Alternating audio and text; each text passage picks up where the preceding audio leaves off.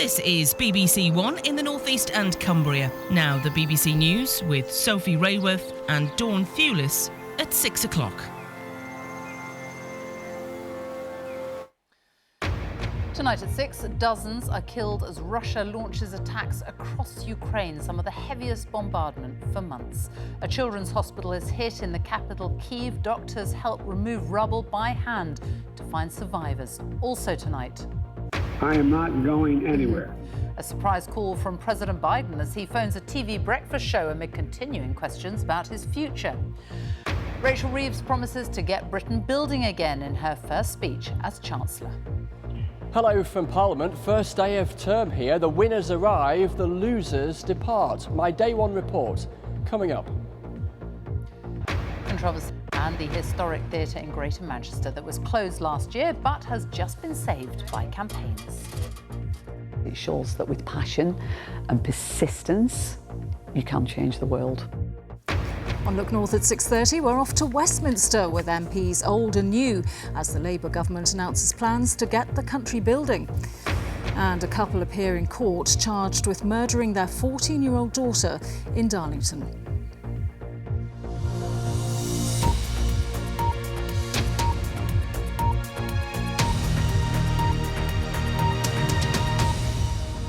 Good evening. Russia has carried out a massive and deadly bombardment of Ukrainian cities the day before a NATO summit opens in Washington.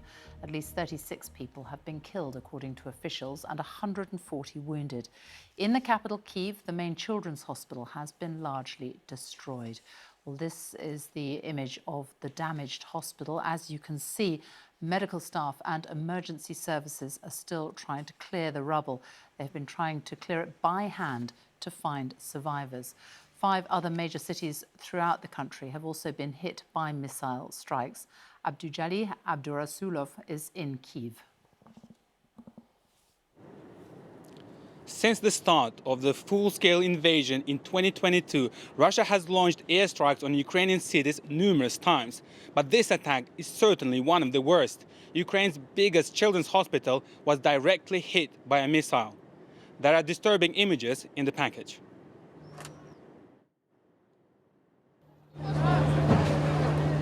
After 2.5 years of war, these scenes shocked like never before.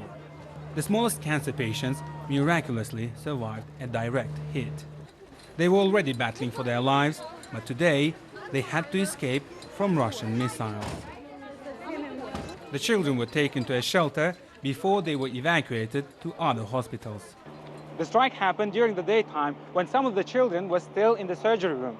In fact, one of the worst affected parts of the building was the department where the children were getting a dialysis treatment.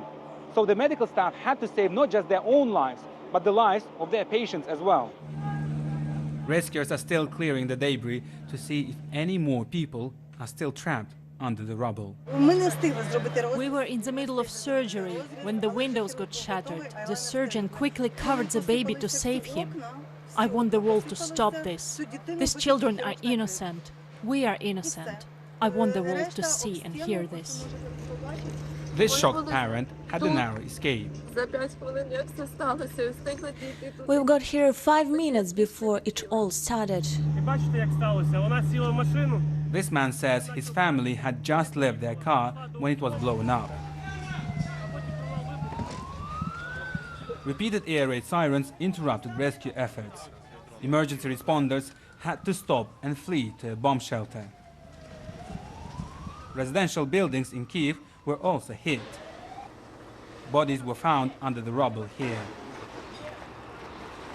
For Kyiv, this was the worst attack this year. But Russia targeted cities across Ukraine. This deadly bombardment took place on the eve of a major NATO summit in Washington. President Zelensky will likely again make a plea for more weapons and support to prevent days like this. Abdujalil Abdurasulov, BBC News, Kyiv. President Biden has made a surprise phone call to an American TV breakfast show to tell them he's not going anywhere. It comes amid continuing questions over his fitness to stand in the upcoming election in November. But he told the breakfast show hosts that he believes he is the best person to beat Donald Trump. From Washington, our North America editor Sarah Smith reports. Everybody, oh, we live. seeking salvation for his presidential campaign. Joe Biden started at a church in Philadelphia yesterday and followed up with a busy schedule of events specifically designed to show he's got the stamina required for this election. My name's Joe Biden. I'm Jill Biden's husband. But as Democrats come back to Capitol Hill today after a holiday break, it's expected more of them will call for Joe Biden to step aside. This morning he sent a letter telling them he's not backing down, saying, "I am firmly committed to staying in this race, to running this race to the end and to beating Donald Trump." And he called into a breakfast TV show to repeat the same message. And I've not lost. I haven't lost. I beat him last time. I'll beat him this time. And he dared any potential rivals to try to topple him. But if any of these guys don't think I should run against me, go ahead, announce for president. Challenge me at the convention. It will take more than this, though, to erase memories of that disastrous debate performance. Dealing with everything we have to do with, look, if we finally beat Medicare. In a primetime interview with ABC News on Friday, he said he didn't need to take a cognitive test and that no one could persuade him to stand down as the candidate. One said, none of the people said, I should leave. But if they do? Well, it's like, we're not going to do that. You sure? Well, yeah, I'm sure. Look, I mean, if the Lord Almighty came down and said, Joe, get out of the race, I'll get out of the race, the Lord Almighty's not coming down. Vice President Kamala Harris has been steadfastly loyal, as those who want Mr. Biden to step down are uniting around the idea that she should be the one to take over. No one can force him out of the race, but many will keep trying to persuade him to go.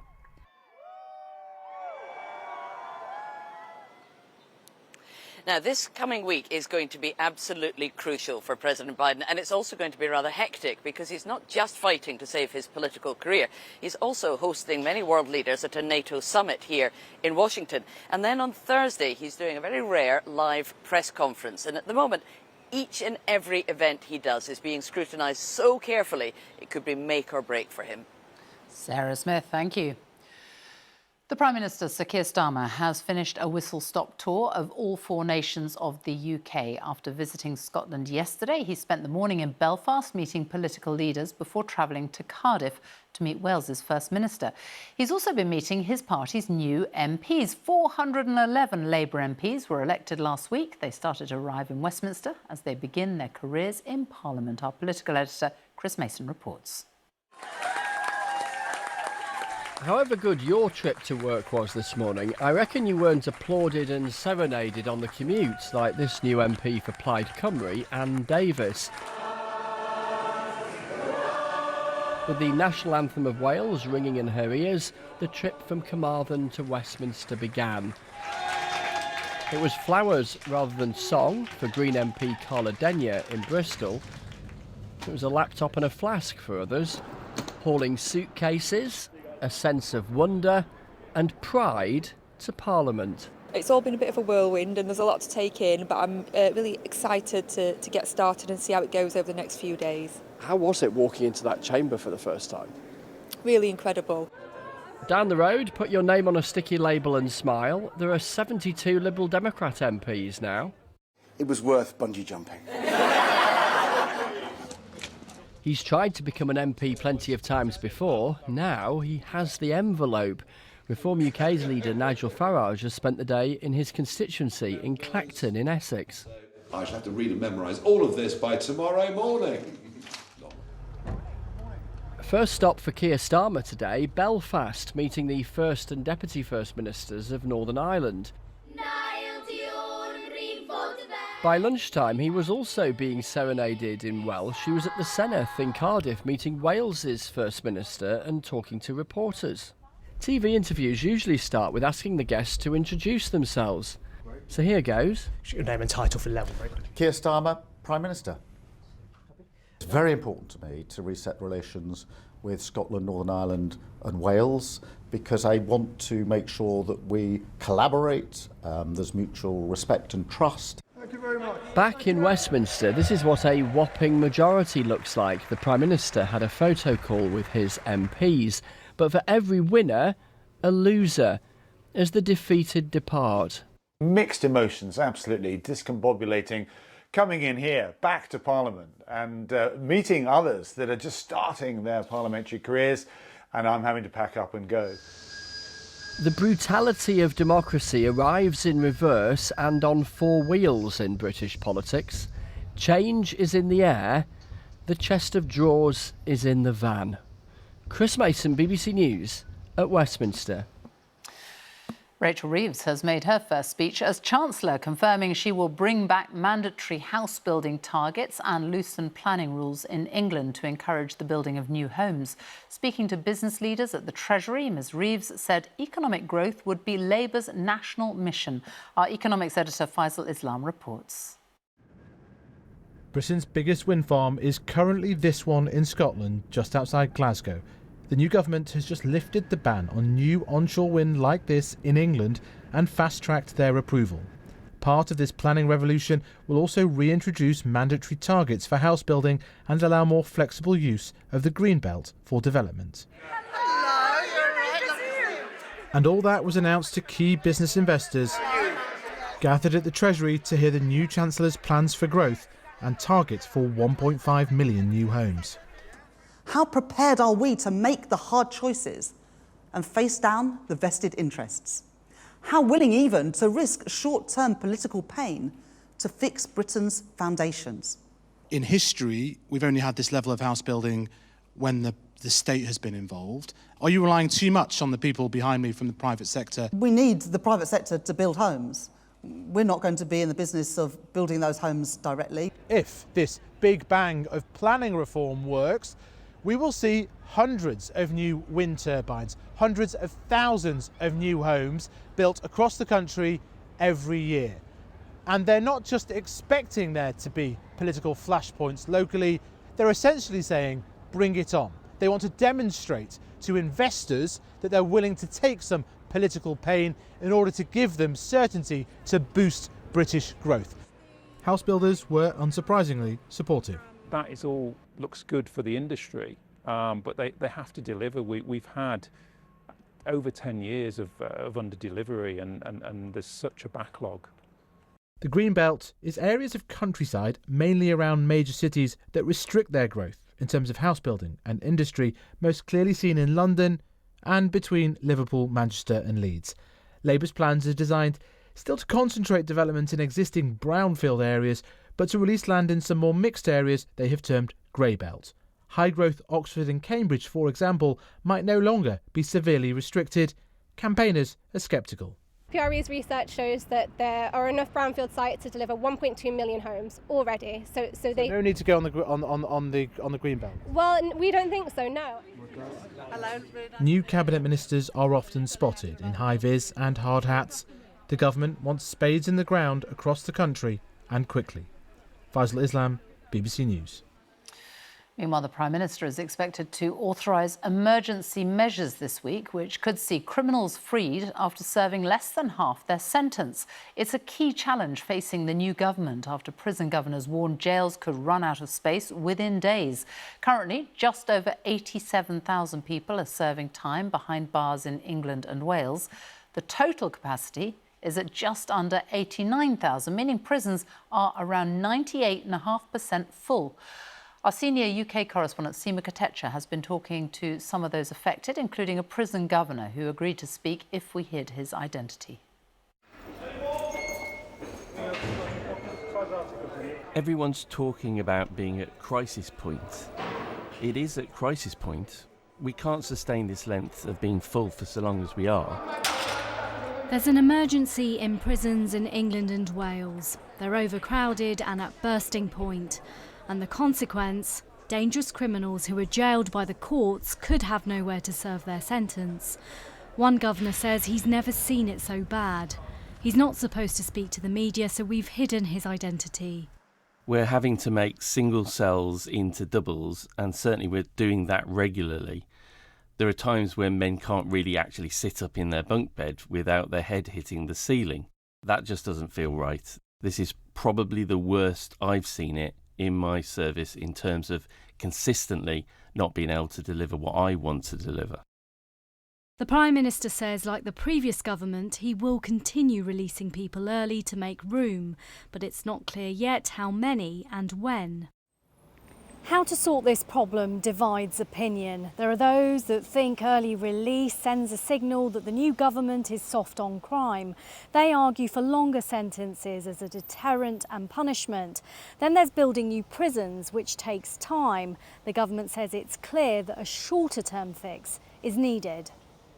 Jason was inside for drug offences and was released early just weeks ago.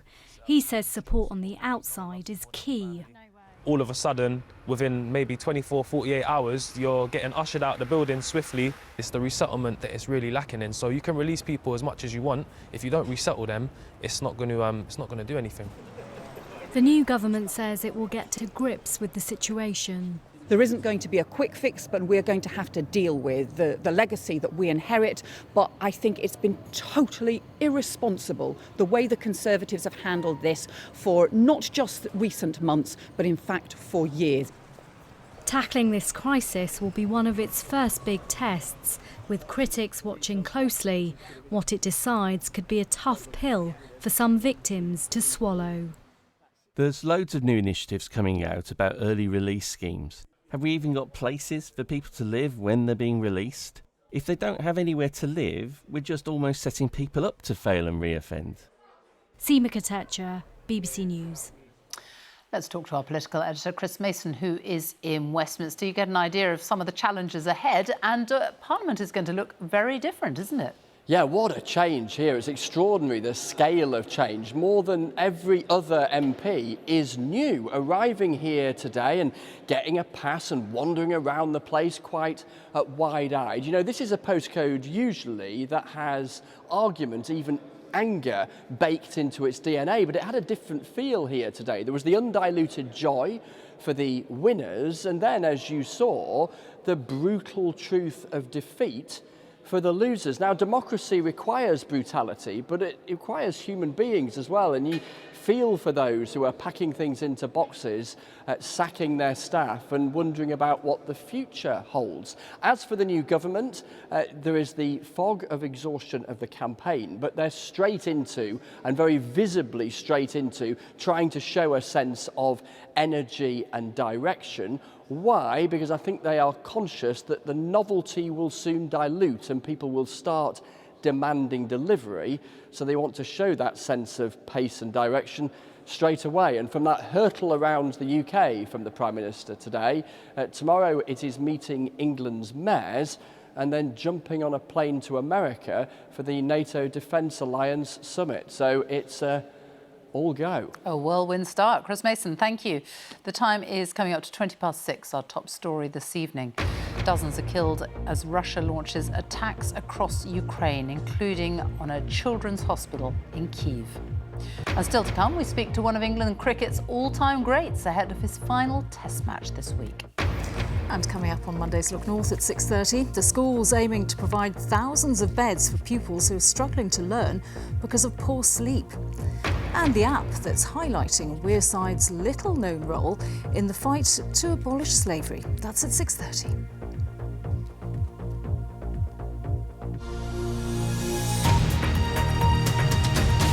England's preparations are continuing ahead of Wednesday's Euros semi-final against the Netherlands in Germany. There's been controversy, though, after it emerged that the referee selected for the match previously served a ban for his part in a match-fixing scandal. But England defender Luke Shaw says the team simply has to focus on the game in hand. Here's our sports editor, Dan Roan. Semi-final is a mouth-watering clash between Spain, who have won all 5 of their games, and a French side that struggled to live up to their billing with super. Was a proper heavyweight contest.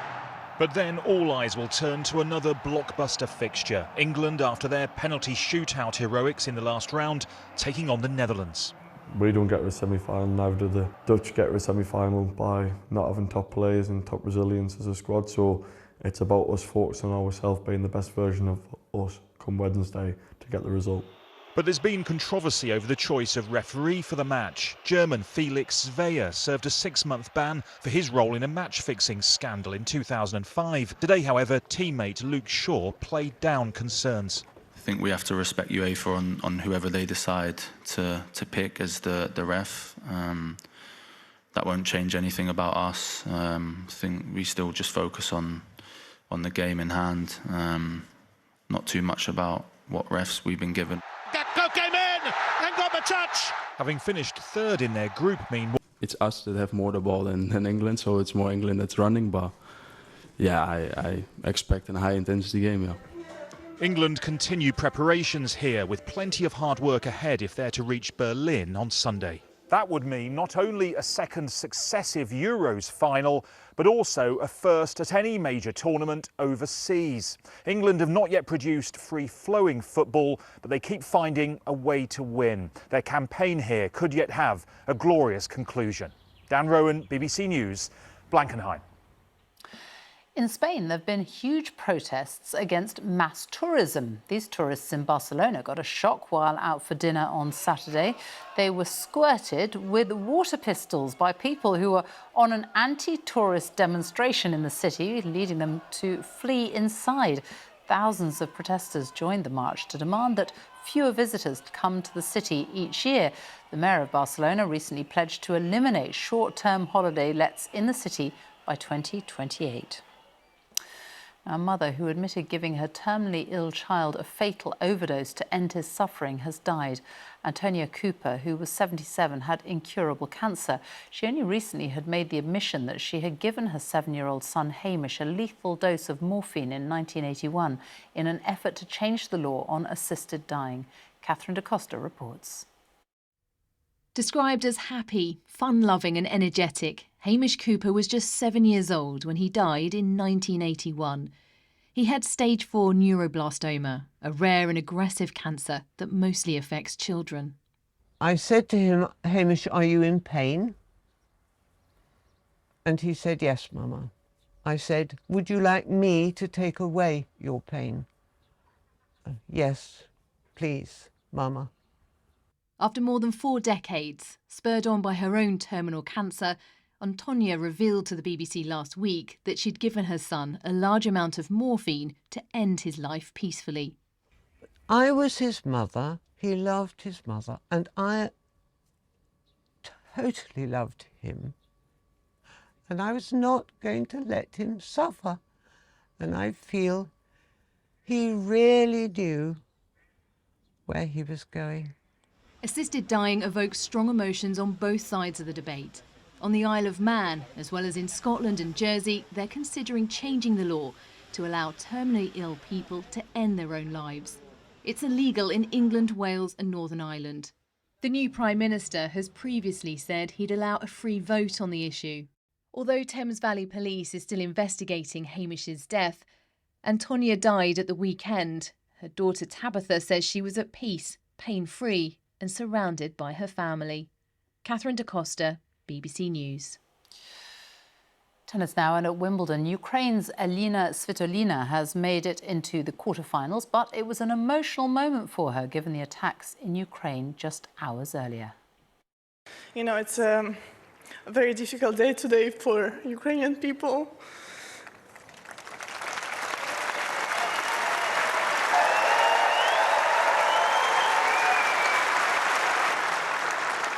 So yes, just to go on the court, it's extremely tough. So I'm happy that I could play today and get a win. Elina Svitolina. Now, one of the all-time greats of British sport is about to say goodbye. The cricketer James Anderson has taken more wickets in his career than any fast bowler in the history of the game. Later this week, against the West Indies at Lord's, he will play in his final Test match for England. He's been speaking to our correspondent, Joe Wilson. So begins the week he never really hoped to reach. James Anderson's farewell. Cue the highlights. The Burnley tear away in 2003, the most successful England bowler ever. From first wicket to 700th, he lives to compete, still. I think the fact that I'll be playing my 188th Test at just short of 42 years old, I think that probably makes me the most proud, the fact that I've been able to play this long. Oh, he's got him! Is there any part of you right now that actually wants to stop?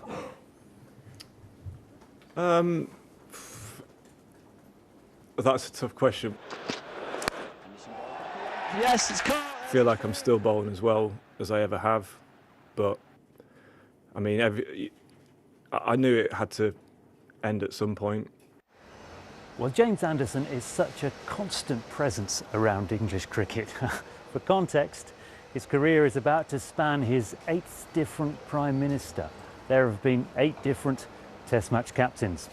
If you wanted to take any young fast bowler and show what you need to do to have a career, James Anderson is the person you would be showing him to. And incredible professional, incredible athlete, one of our greatest ever to play the game. Well, Ben Stokes and England told Anderson they were finally moving on without him. Over. The hardest word to say for a bowler to hear. His England record 700 wickets may well never be broken. And James Anderson has a whole Test match left to give us more. Joe Wilson, BBC News, Lords. A historic theatre in Greater Manchester that was closed in March last year when it lost its Arts Council funding is to reopen. It's just been announced that the Oldham Coliseum, which is 137 years old, has been saved by campaigners who decided to bring the theatre back to life. Our entertainment correspondent Colin Patterson reports.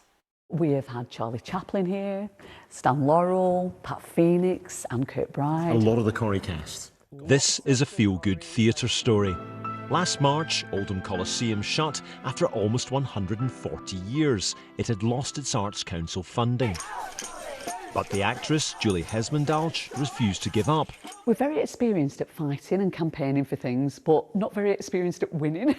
So it was a real shock when we found out that the council had listened to us, because it shows that with passion and persistence, you can change the world. People power. The council had planned to build a brand new theatre, half the size of this one, and it wouldn't put on its own productions. Finally got a job. Julie's husband, the writer Ian Kershaw, was born in Oldham, and some of his earliest work was performed at the theatre. You've written tomorrow night's Coronation Street. I've written tomorrow night's Coronation Street, yes. Would you have been able to do that without this place?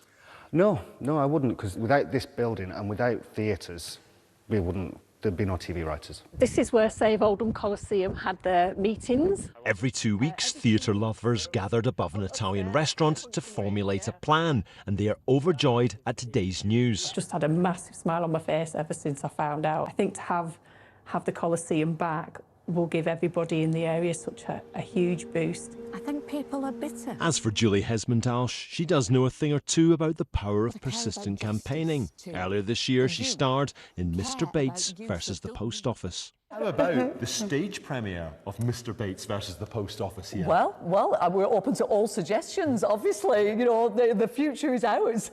Colin Patterson, BBC News, Oldham. And finally, to the ice cream van in Cornwall that rather sums up the summer so far this year. This Kellywhip van got stuck in the sand as the tide turned, and it was swept out to sea at Harlyn Bay near Padstow yesterday. Holidaymakers tried to get it back to shore, but in the end they had to wait for the tide to go out before it could be towed back in again. Luckily, the driver wasn't in it at the time.